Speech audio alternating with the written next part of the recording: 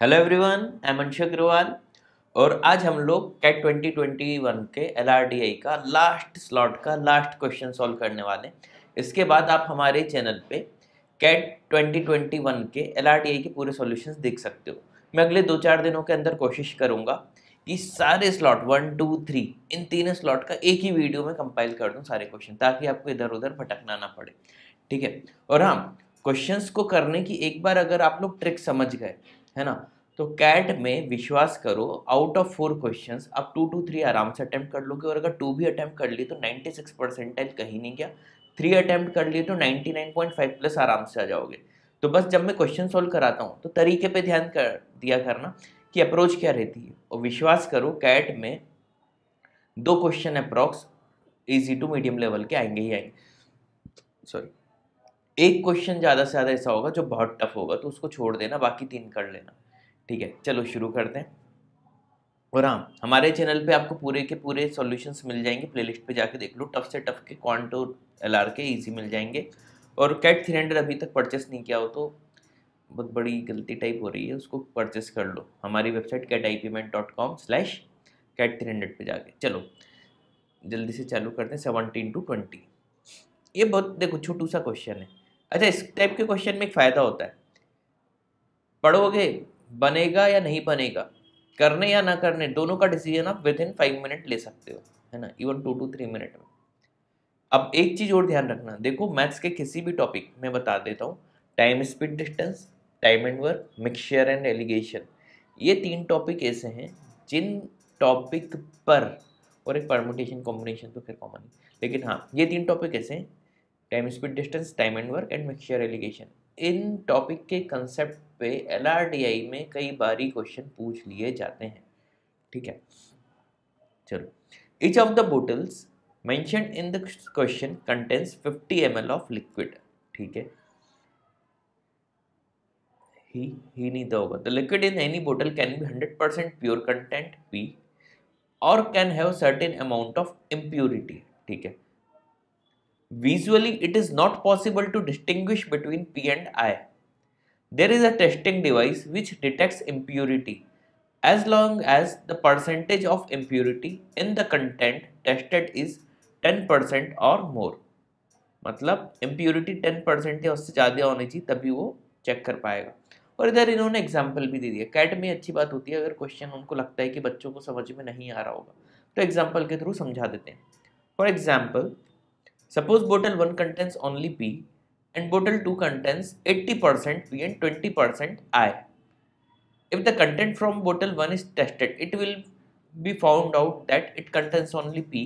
If content of bottle 2 is tested, the test will reveal that it contains some amount of I. देखो ये एक काम की चीज़ है, यहाँ पे वो ये नहीं बता रहा है कि कितना है इम्प्यूरिटी, सिर्फ वो बता रहा है कि भाई अगर 10% या उससे ज़्यादा है तो बता देता है कि भाई इम्प्यूरिटी है। ठीक है, 10 ml कंटेंट ए से लिया, 20 ml बी से लिया, बोतल 2 से, test shows the mixture has impurity. Test क्या बताएगा कि मिक्सचर में भाई इम्प्यूरिटी है, and hence we can conclude that at least one of the 2 bottles has I. देखो इन्होंने पूरे प्यार से समझा दिया यहाँ पे। इसका मतलब है कि हम ये बता सकते हैं कि इन दोनों बोतल में से किसी न किसी में इम्प्यूरिटी है। ठीक है, जी सर मैं ये नहीं बता सकते कि इसी बोतल में, इन दोनों में से किसी न किसी में। समझ रहे हो ना। However 10 ml 1 से लिया और 5 ml 2 से लिया, ठीक है, तो 10% से कम हो जाएगा तो वो इम्प्योरिटी डिटेक्ट नहीं कर पाएगा। ठीक है, इतना लॉजिकली समझ में आ रहा है। सीधे क्वेश्चन पे आओ टाइम बचाने के लिए। पहला क्वेश्चन, 5 ml बोतल ए से लिया, 5 ml बोतल बी से लिया, है ना। जब रिजल्टेंट को चेक किया तो इसने बोल दिया कि भाई इम्प्योरिटी है ना। अब इसने एक चीज और बता दी कि ए में सिर्फ पी थे, 100% प्योर है वो। What best can be concluded about the volume of impurity in बोतल बी। ठीक है, अच्छा देखो मिनिमम चांस लेते हैं, 5 और 5 10 ml हो गया, है ना। अच्छा इसमें क्वेश्चन में ऊपर डायरेक्शन में लिखा हुआ था कि कम से कम 10% होना चाहिए, तो 10 ml का 10% कितना हो जाएगा, 1 ml।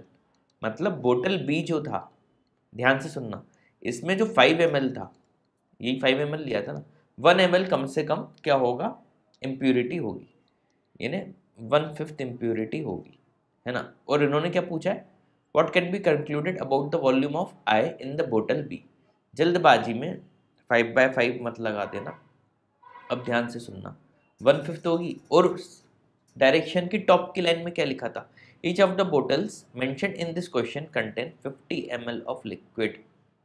इस पे अगर ध्यान नहीं दिया होगा तो आप कैसे करें, 1 सेकंड का क्वेश्चन था, तो 50 ml में कम से कम 1/5 तो होनी चाहिए इम्प्यूरिटी, है ना। तो कम से कम 10 ml होगी। अच्छा 10 ml मत लगा देना, ये हमने मिनिमम का केस लिया हुआ है, तो 10 ml और मोर पे लगाना, ऑप्शन बी। उम्मीद है समझ में आ गया होगा, ठीक, आसान था, इजी इजी क्वेश्चन है। अब देखो, there are 4 bottles, each bottle is known to contains only P और ओनली आई, या तो पूरा पी है या आई है।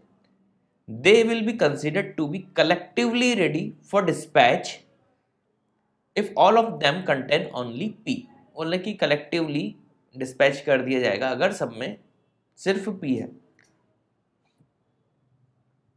ना।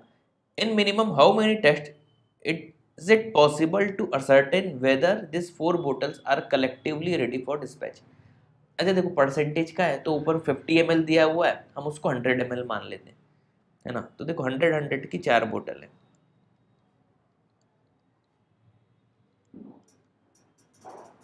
ठीक है।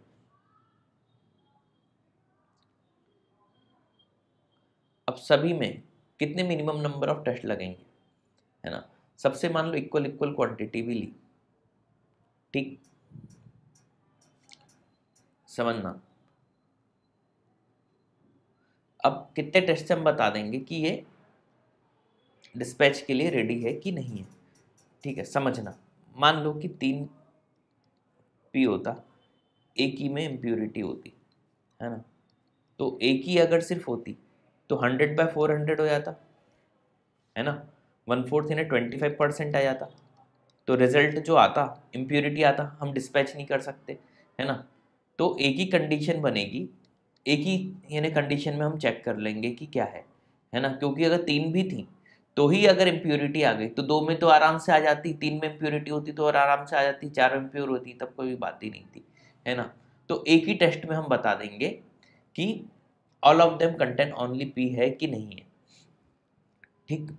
ये कंडीशन थी ना, बहुत इजी क्वेश्चन था, तो सिर्फ एक टेस्ट में बता देंगे।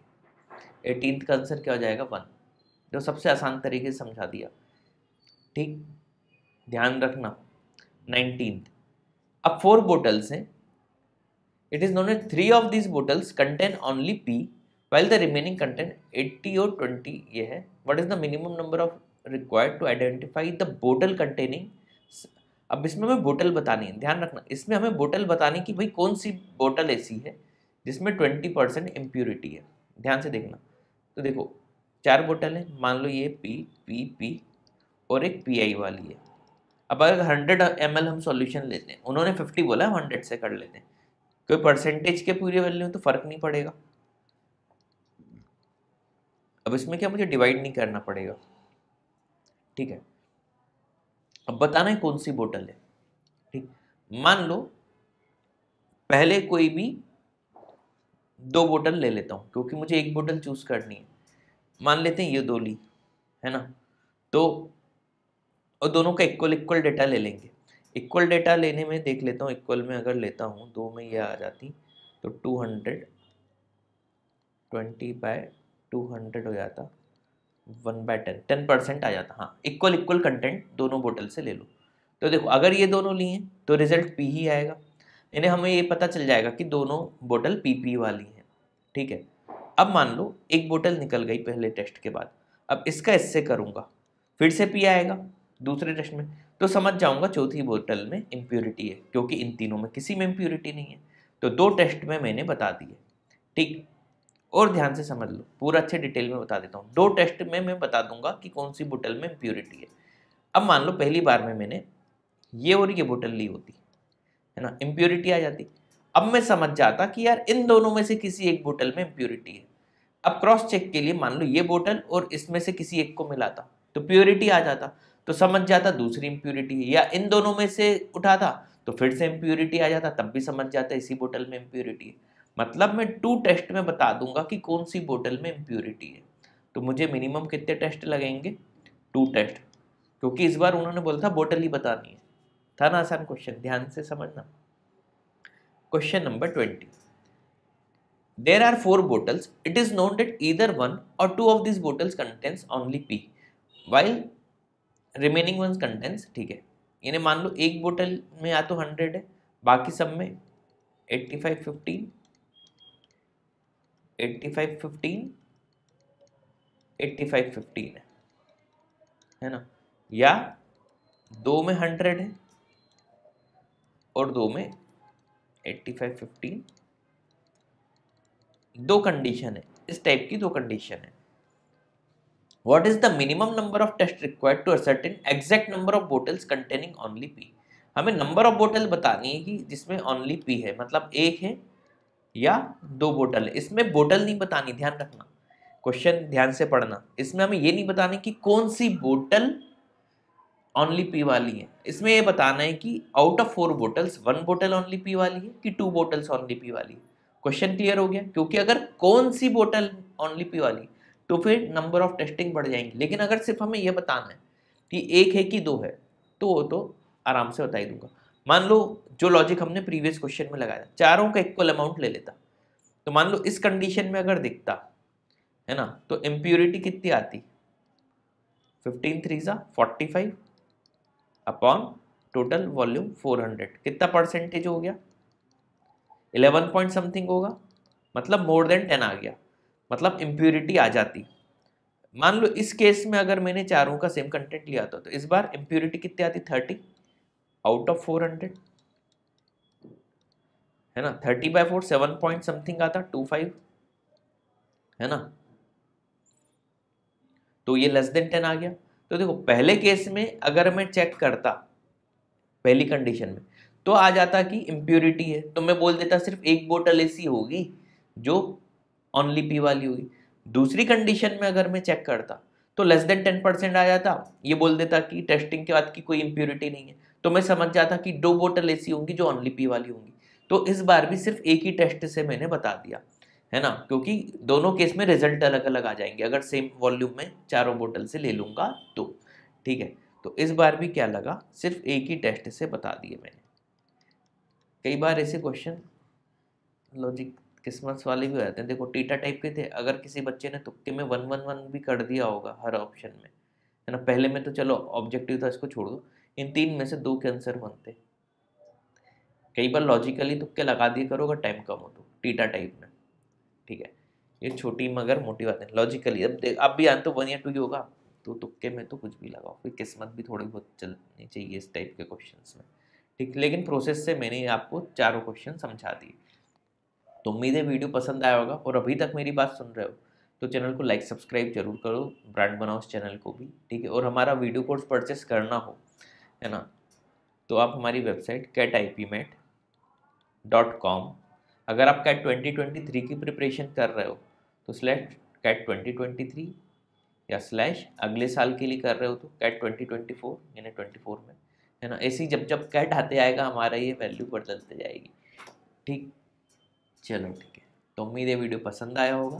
Thanks for watching this video.